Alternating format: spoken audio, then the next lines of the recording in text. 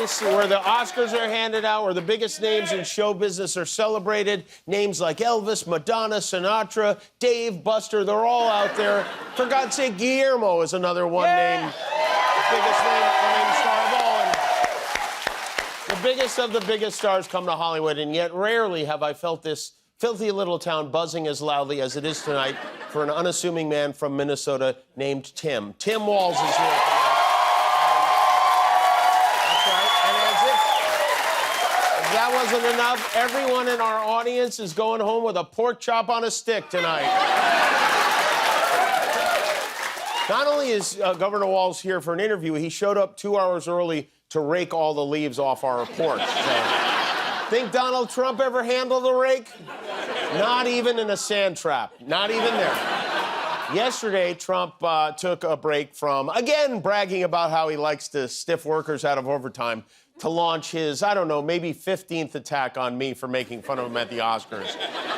Out of nowhere, again, he wrote, "Remember this?" and went through the whole... Yeah, we do remember it. And you know why we remember it? You keep bringing it up. That's why we remember it. He wrote, "What a dope." His wife and agent begged him not to do it. And just before Best Picture award yet, he suffers from Trump derangement syndrome. All of this on top of really bad ratings for Jimmy, just like failing Bill Maher and the two clowns on CBS and NBC. No talent equals bad ratings. This is what he's stewing about on a Sunday afternoon, 28 days before the election. He's still whining about a joke I made about him 7 months ago. Not even the winners of the Oscars last year think about the Oscars as much as Donald Trump does.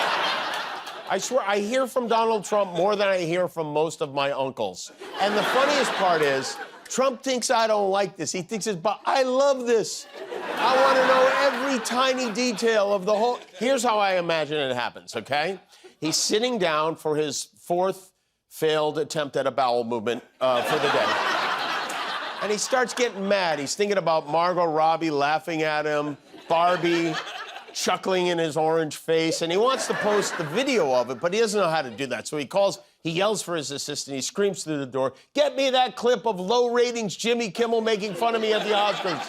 But cut out the part where he makes fun of me at the Oscars." Then he mashes out the message with his thumb nubs and hits post, flushes triumphantly, proudly emerges from the toilet, doesn't even think about washing those dirty, greedy little hands. And then I get texted by people telling me I wonder if he even remembers he's running for president. I mean, not only was he all over the place this weekend, he was all over the place this weekend. I think.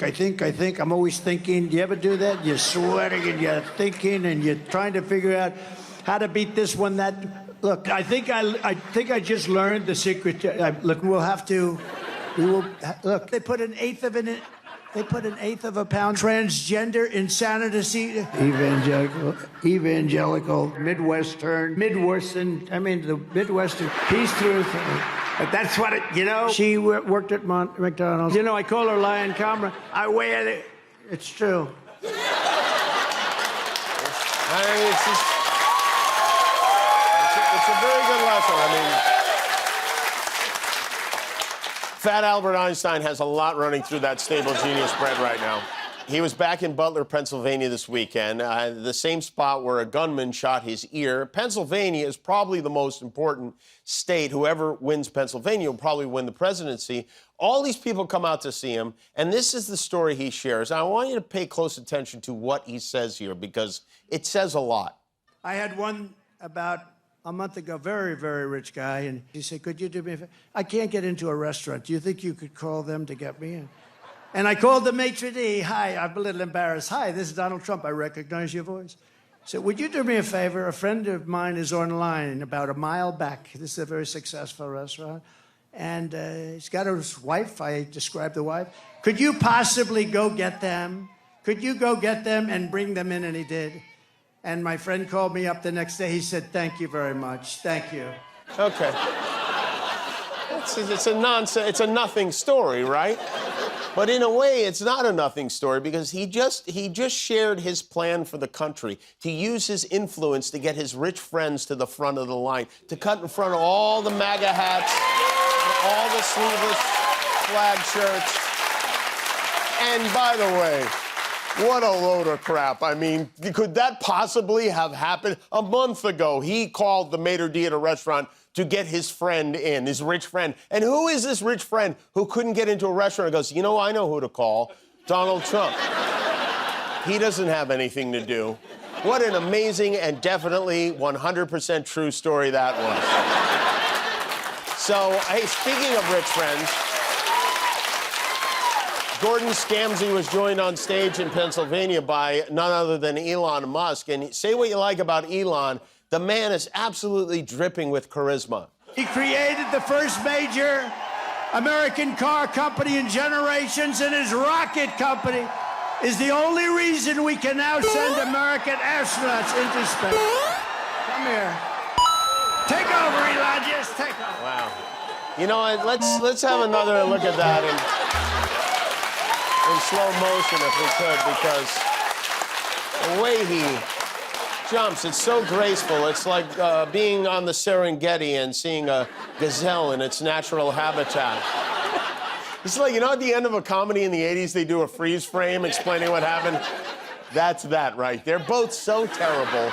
Trump and Twitter D and Twitter dumb. This photo tells you all you need to know about, because it's rare you get to see two devils making a deal with each other, but it does happen. And you know even Trump hates this guy. Trump called him a BS artist. He posted about Musk visiting him in the Oval Office. He wrote, when Elon Musk came to the White House asking me for help, I could have said drop to your knees and beg, and he would have done it. Elon in 2022 wrote, Trump would be 82 at the end of the term, which is too old to be chief executive of anything, let alone the United States of America. I don't hate the man, but it's time to Trump to hang up his hat and sail into the sunset, and now they're really good pals. Isn't that something? Elon's bounding all over the stage. And Trump, once again, he showed he is a man of the people, specifically the village people. Young man, there's no right to go down. I said, no man does it all by himself. I said, it's fun to stay at the YMCA. How is that his song? How can that be his song? And then, of course, things got dark. You know, a lot of the Trumpers have been blaming Democrats lately for the assassination attempts. They complain about people comparing Trump to Hitler, even though his own running mate compared him to Hitler. But the thing they never seem to remember when making this argument is the reason people compare Trump to Hitler is because he says stuff like this. She has no clue. How about allowing people to come through an open border, 13,000 of which were murderers? Many of them murdered far more than one person, and they're now happily living in the United States. You know, now a murderer, I believe this, it's in their genes, and we got a lot of bad genes in our country right now. In fairness, it sounded better in the original German. But if there's anyone who knows about bad genes, it is the guy who fathered Don Jr. and Eric. But what a sick individual. Trump was also in the swing state of Wisconsin this week, where I hope you're from Wisconsin and that wasn't just a medical event we witnessed. But anyway, Trump was in Wisconsin, where he was descended upon by flies. And now they're building a coal plant a week. I don't like flies. Get out of here, fly. Never been a big fan of flies. You don't mind my bringing that up, do you?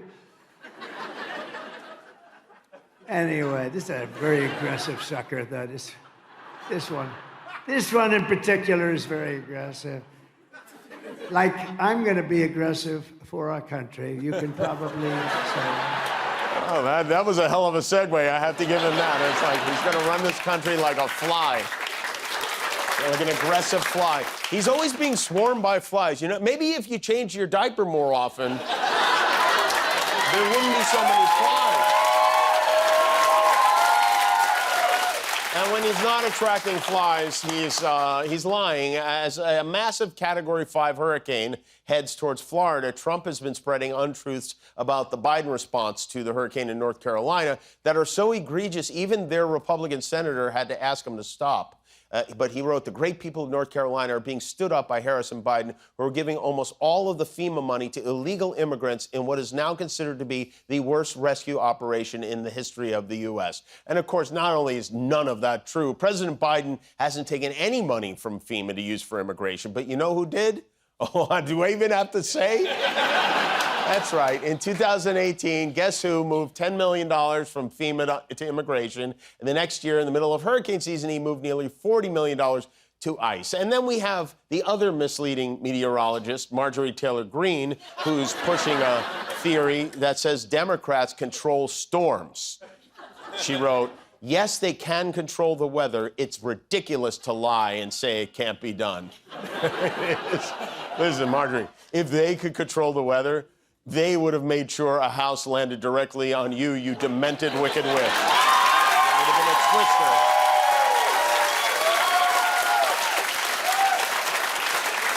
Marjorie is upset because a hurricane ripped the sleeves off all her shirts, and she posted a map she finds suspicious. It shows the path of Hurricane Helene laid over an electoral map, which she says proves the government intentionally sent a hurricane to Republican voting districts, which is mysterious. And even more mysterious when you lay a map of Bojangles Cajun fried chicken restaurants over the hurricane map, you can plainly see the Biden crime family is using Jewish space lasers to direct the hurricanes to destroy President Trump's beloved Cajun fried chicken. And there's more. How many letters are in Helene? 6. Now watch what happens when you take the middle 3 letters in Bojangles and add the number 6. And how do we know the Jewish space lasers are responsible? Because you can't spell the word Bojangles without bagels. You've done it again, Marge. You cracked this conspiracy wide open. Tomorrow, at long last, is the official release of Melania Trump's new book. It's Melania. Many interesting insights. For instance, she writes, Donald, to this day, calls my personal doctor to check in on my health to ensure that I am okay and that they are taking perfect care of me. That's sweet. How adorably controlling. She also calls his doctor to ask, how much longer already? There are a lot of fun HIPAA violations in her book, but the nugget that's getting the most attention is Melania's stance on abortion, which she discussed over the weekend on Fox News. I believe in individual freedom. I want to decide what I want to do with my body. I think I don't want government in my personal business. I'm Kamala Harris, and I approve this message. That's a heck of an endorsement. Melania's book is number 5 on Amazon. Donald is selling sneakers and crypto and digital trading cards and coins and watches with his name on it. The Trumps are making out like bandits on this election. No former president has ever been more industrious about fleecing his supporters than Donald Trump. But he's not the first president to do it. In fact, men on cash cashing in is a tradition that goes back almost 200 years.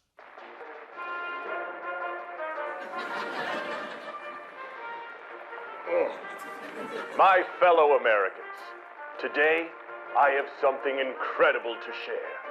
I herewith announce the launch of the Lincoln coin. It's a beautiful coin, handcrafted from the finest copper, a true symbol of our nation's greatness, guaranteed to increase in value. That I can tell you bigly. These gorgeous pennies can be yours for a sum of only $19.99.